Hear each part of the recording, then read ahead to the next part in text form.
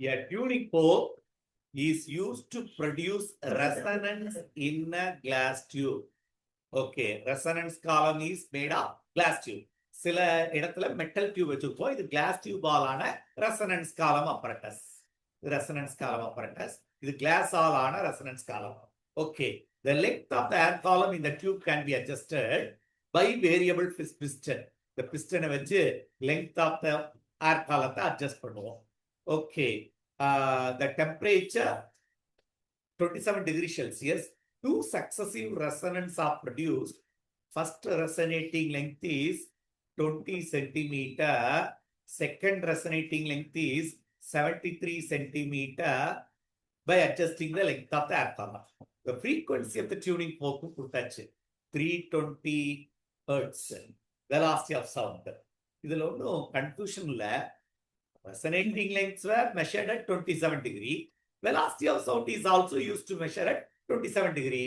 Velocity of sound is at resonance column is 2n into L2 minus L1. உனக்கு கிளியரா தெரியணும். L2 எதை விட அதிகமா தான் இருந்திருக்கும். 3 times L1. இது first resonating length விட second resonating length 3 times அதிகமா இருக்கும். இதை வச்சு நம்ம அண்டர்ஸ்டாண்ட் பண்ணலாம். ஏன்னா அது க்ளோஸ்ட் ஆர்கன் பைப். அப்போ இது செகண்ட். தேர்ட் ரெசனேட்டிங் லெங்த் இதை விட அந்த லெங்க்த்ல அந்த ஃபண்டமெண்டல் ஃப்ரீக்வன்சி 3 into 60 விட அப்போ L3 வந்து L2 விட 60 அதிகமா இருக்கும். 60 விட கொஞ்சம் வேரியேஷன். இதை அண்டர்ஸ்டாண்ட் பண்ணிக்கிறோம். சரி, இப்போ நேரா சப்ஸ்டியூட் பண்ணிரு. 2 into 320 into L2 minus L1 நேரா சப்ஸ்ட்ராக்ட் பண்ணிடலாம். 70 minus 20 50. அப்போ 53 into 10 to the power of minus 2. இதை கால்குலேட் பண்ணுவோம். ஓகே, அப்போ 2 into 320 இதுல ஒரு 0 கேன்சல் பண்ணிட்டோம்.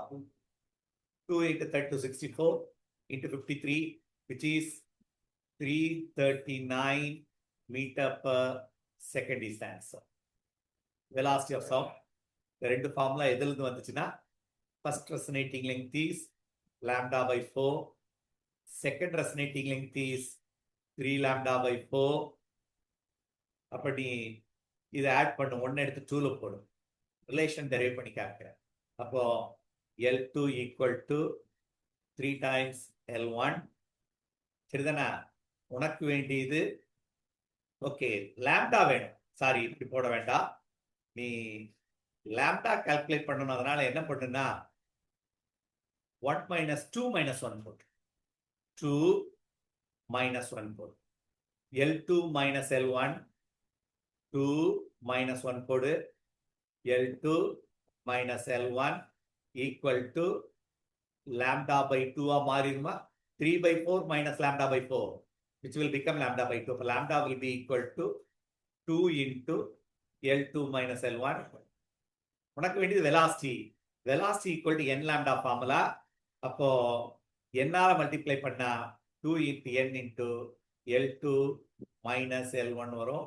இதுதான் நான் இங்க போட்டிருக்கேன். நேரா ஃபார்முலா தான். ஸோ டெரைவ் பண்றதை விட இது மாதிரி ஃபார்முலாவும் மைண்ட்ல வச்சுக்கிறது ஈஸி.